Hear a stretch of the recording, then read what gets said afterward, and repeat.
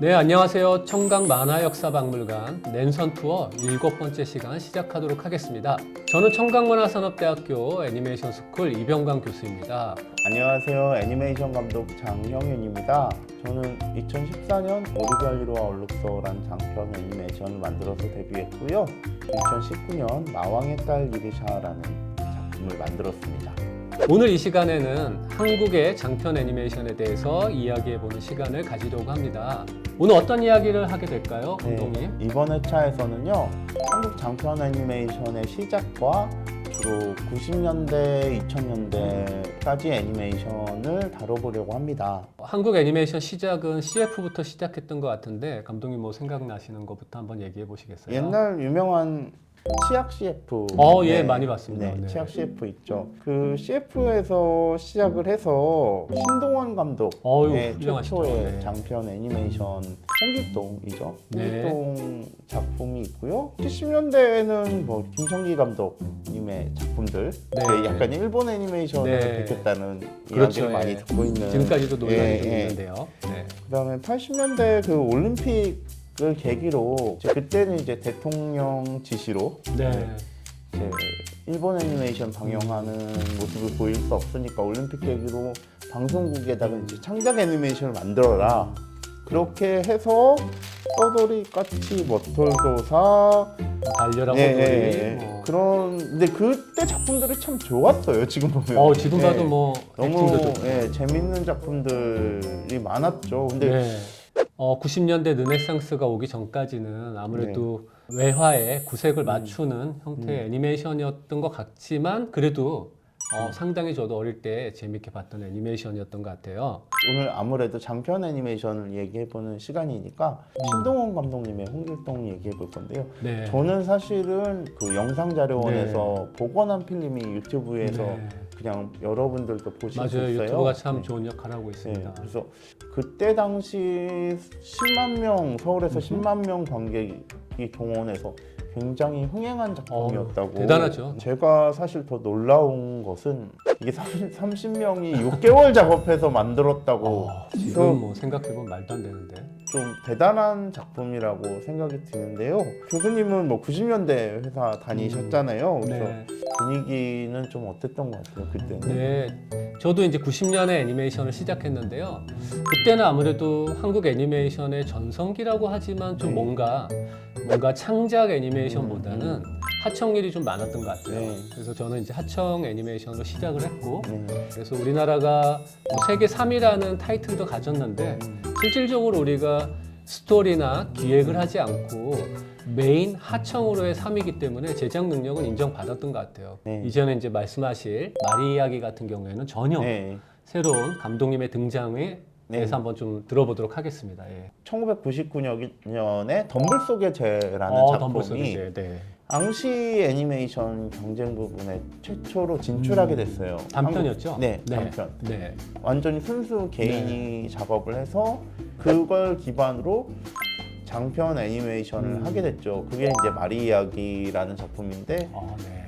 이 작품이 되게 의미가 있어요. 2007년에 그래서 개봉을 했는데 네. 이때부터 이제 사실 뭐 오세암이나 아치와 시팍도 있고요. 흥행작이 없었어서 문제였고 넬슨 감독님의 황후심청. 네. 네. 황후심청 같은 경우는 뭐 돌아온 홍길동이 일본 애니메이션 스타일이라면 황후심청은 대표적인 디즈니 네, 모델을 약간, 따라간. 네, 맞습니다. 예. 어떻게 보면 이 마리 이야기는 그런 면에서 완전히 미국 것도 아닌 일본 것도 아닌 어떤 아트웍을 보여준 작품이에요. 그러니까 내용적으로는 뭐 한국의 도시 풍경, 소주 먹는 어떤 거리 풍경 그런 네. 것들을 보여주면서 이제 어느 것에도 서도 자유로운 한국 애니메이션이다 할 수 있는 첫 작품이었던 것 같아요. 그런데 이제 좀 뭔가 흥행에 이제 부진한 거가 네. 좀 비판을 좀 많이 받았던 것 같은데요. 그 이후에 어떤 작품이 또 있을까요? 드디어 흥행작이에요. 네, 이제 드디어 나왔군요. 아직도 네. 아직도 이게 최고 흥행작인 네, 맞습니다. 220만 예, 명 예, 기록했죠. 예. 네. 마당을 나온 암탉인데요. 네. 이 작품은 2011년에 나왔는데 그 원작 동화가 있죠. 네. 동화를 가지고 이제 명필름과 오돌독이 공동 네. 제작이죠. 그래서 그 오성윤 감독님이 오돌독이 PD님이었는데 이제 이 작품으로 감독님이 네. 되시면서 한국 애니메이션 최대 흥행 타이틀을 네. 여전히 가지고 계시고 네. 뭐 220만 명이면 뭐 지금도 그럼요. 굉장히 많은 숫자고 그 애니메이션 분위기도 좋아졌죠. 맞습니다. 와 이제 우리도 흥행 작품 만들 수 있다라는 네. 분위기로 싹 바뀌어서 와 막 하는 분위기였죠. 그렇죠. 네. 또 이제 새로운 감독님들이 등장하시잖아요. 네. 마당을 나온 암탉이 나왔을 때 나온 작품이 돼지의 왕인데 네, 돼지의 왕 또 뺄 수 없죠. 부산행과 넷플릭스에 요새 최근에 정의 만들었죠. 네. 그 연상호 감독을 탄생시킨 작품이라고 할 수 있죠. 맞습니다.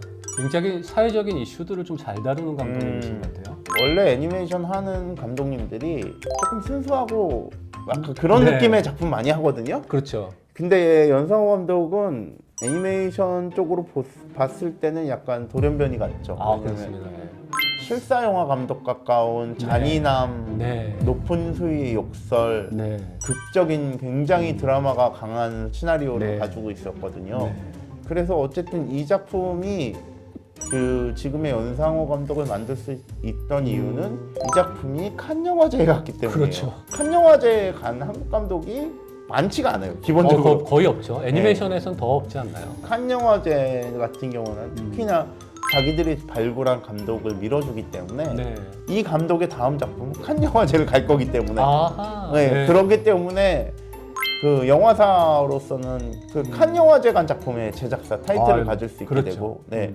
만들었던 작품들이 대부분 뭐 대지왕부터 시작해서 뭐 사이비도 그렇고 이런 작품들 네 어떻게 생각하시는지. 본캐 연상호는 사회성 강하고 잔인한 드라마를 만드는 맞습니다. 게 원래 캐릭터에 가까운데 대중적으로 많이 순화된 타협점을 대서 그 이야기들이 나오고 있는 상태죠. 지금도. 그래서 지금도 나올 때마다 사실 호불호가 굉장히 명확한 네. 그런 게 굉장히 재능인 것 같아요. 그렇죠. 그렇게 이제 좋다는 사람도 있고 나쁘다는 사람도 있으면서 계속 이슈가 되면서 그런 부분이 참 재능인 것 같습니다. 행복한 감독이죠. 그럼요. 네. 네.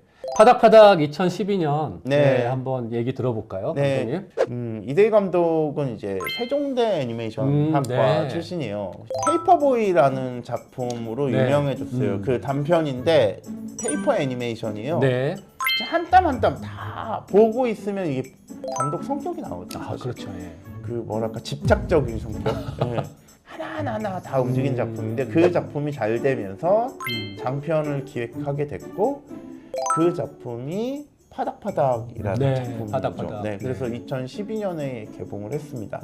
이 작품도 그 전에 없던 스타일의 작품이고 그렇죠. 전주영화제 CGV 무비콜라주 상 받고 네, 무비콜라주 네. 상 받으시고. 파닥파닥 같은 경우에는 이제 뭔가 감독님이 그 스토리를 구상하실 때 본인 스스로도 이제 30대 직장인 초년생이었고, 네. 그 이렇게 지나다니는 길에 이제 횟감으로 있는 그 어항 속의 모습, 물고기들하고 자기를 투영해서 이제 스토리를 꾸준히 써 나갔다고 하네요. 네.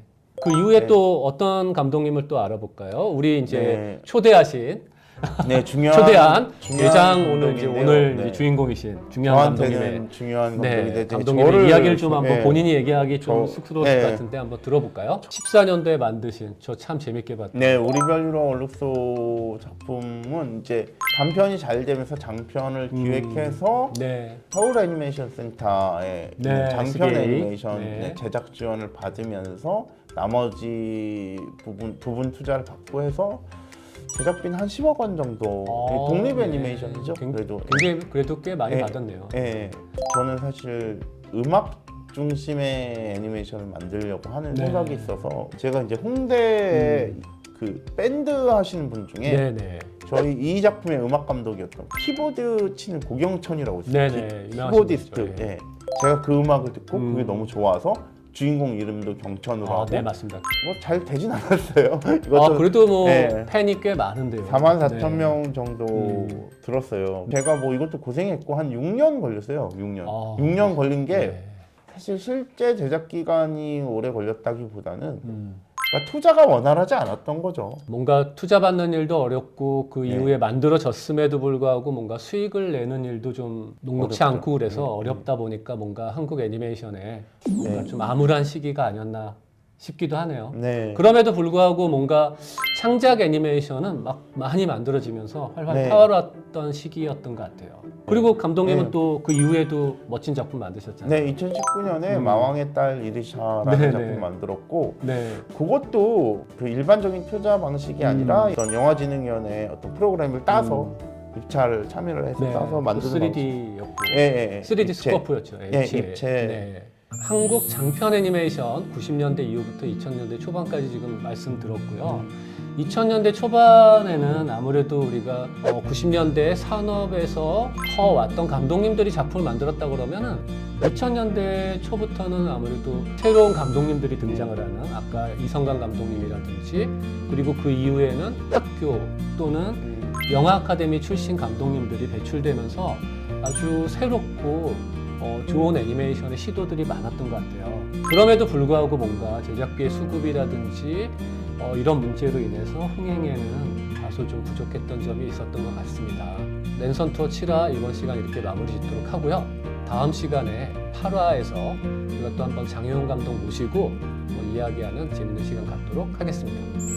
네, 감사합니다. 고맙습니다.